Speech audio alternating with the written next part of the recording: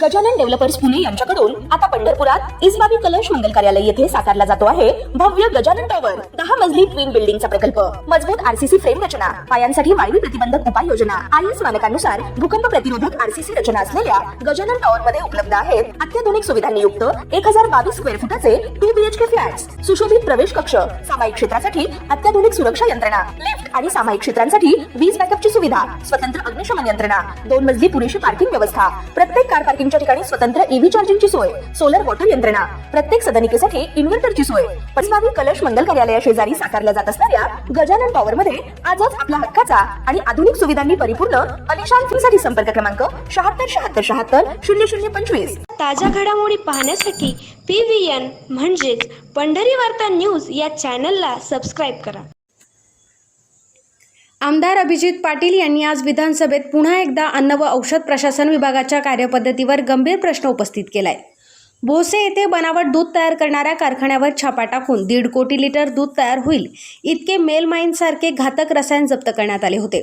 सभागृहात संबंधितांवर मोक्का लावण्याचे आश्वासन देण्यात आले होते, मात्र आजपर्यंत कोणतीही ठोस कारवाई झालेली नाही।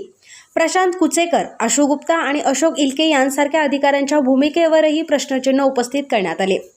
MH13 CK 2111 या वाहनातून तब्बल 3,42,00,000 रुपये जप्त होऊनही केवळ शिस्तभंगाची कारवाई करण्यात आली। एवढी मोठी रक्कम सापडूनही फक्त विभागीय चौकशीवर प्रकरण थांबवले जात असेल तर भ्रष्टाचाराविरोधातील सरकारची भूमिका नेमकी काय आहे, असा सवाल आमदार अभिजित पाटील यांनी उपस्थित केलाय। अध्यक्ष महोदय, माझा स्पेसिफिक प्रश्न आहे की मंत्री महोदय, मागच्या वेळेस पण अध्यक्ष महोदय लक्षवेधी झाली होती। लक्षवेधीमध्ये माझ्या मतदारसंघात भोसे गावात त्या ठिकाणी दूध भेसळ सापडली। त्या दूध भेसळच्या ठिकाणी मेलामाइन सारखं केमिकल वापरलं जातं। 1.5 कोटी लिटर दूध तयार होईल इतकं केमिकल सापडलं होतं। त्या लोकांना मोकोका लावणार असं सभागृहात आपण आश्वासन दिलं होतं।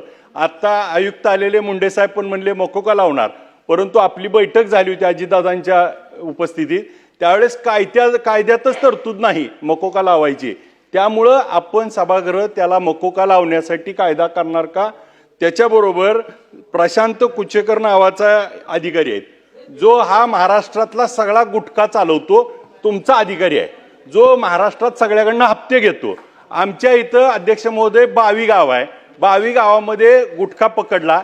ते पकडायला त्या मॅडम आल्या होत्या पाटील, त्यांच्या गाडीला गाडी डॅश मारली आणि त्यांच्या त्याला धोका झाला होता। त्याच्यामध्ये गुन्हा कुणावर झाला? फक्त त्या पिकअपच्या ड्रायव्हरवर। आणि मग आशु गुप्ता नावाचा जो महाराष्ट्र चालवतो हेड आहे, आता आम्ही सभागृहात नावं सांगतोय, ही नावं यांना माहीत आहेत, कोण कुठला एजंट आहे, कोण कुठं पैसे घेतो, किती घेतो, सगळं माहिती आहे डिपार्टमेंटला, परंतु ती जाणीवपूर्वक का कारवाई केली जात नाही? अध्यक्ष महोदय, स्पेसिफिकच विचारतोय मी। अध्यक्ष महोदय, अशोक इलागे म्हणून अधिकारी आहे यांच्या डिपार्टमेंटचा, 3,42,00,000 रुपये ब्रिझा गाडीमध्ये MH13 CK 2111 या गाडीत सापडले। आणि मग तरी देखील त्याच्यावर काय कारवाई केली आपण? फक्त शिस्तभंगाची। मग आज 3,42,00,000 रुपये रोड हँड कॅश सापडली आणि त्याच्यावर आपण कारवाई काय करतोय? तर शिस्तभंगाची। मग नेमकं चाललंय काय? मग तुकाराम मुंडे साहेब आल्यावर मी त्यांना जाऊन स्पेसिफिक ही नावं दिली, माहिती दिली, कारवाई का झाली नाही? मग ही नेमकी, आणि 2 अधिवेशनात अध्यक्ष महोदय मंत्री महोदयांनी मला उत्तर दिलंय आम्ही कारवाई करू, परंतु कारवाई झाली नाही। मोकोका लावण्यासाठी कायदा आणणार का? या अधिकाऱ्यांवरती कारवाई होणार का? आणि ह्याचे मुख्य सूत्रधार जे चालवतात त्यांचे वरती गुन्हे दाखल होणार का? ड्रायव्हरवर गुन्हा दाखल होऊन चालणार नाही, ह्याच्या मागचे नेमके मूळ सूत्रधार त्यांच्यावर गुन्हा दाखल होणार का? अध्यक्ष महोदय, मोकोका लावण्याच्या संदर्भात मध्यंतरी मीच सांगितलं होतं का मोकोका लावू। मुख्यमंत्री महोदयांनी नागपूरमध्ये मान्य केलं होतं का मोकोकाच्या बाबतीत अभ्यास करून आणि तशी कार्यवाही केली जाईल। तर आता त्याची आता त्याची पूर्ण कार्यवाही कंप्लीट झालेली आहे, विधी अध्यक्ष महोदय आलेला आहे। आता त्याच्यावर मोकोका लावला जाईल।